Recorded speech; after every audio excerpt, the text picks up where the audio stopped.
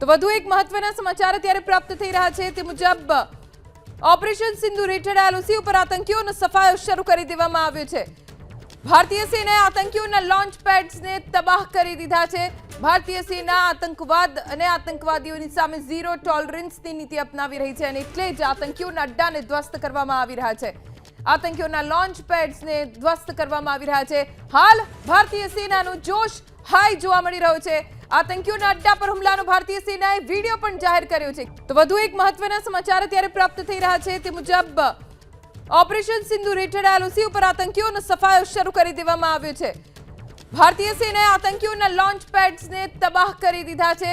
ભારતીય સેના આતંકવાદ અને આતંકવાદીઓની સામે ઝીરો ટોલરન્સની નીતિ અપનાવી રહી છે અને એટલે જ આતંકીઓના અડ્ડાને ધ્વસ્ત કરવામાં આવી રહ્યા છે। આતંકીઓના લોન્ચ પેડ્સને ધ્વસ્ત કરવામાં આવી રહ્યા છે। હાલ ભારતીય સેનાનો જોશ હાઈ જોવા મળી રહ્યો છે। આતંકીઓના અડ્ડા પર હુમલાનો ભારતીય સેનાએ વિડીયો પણ જાહેર કર્યો છે।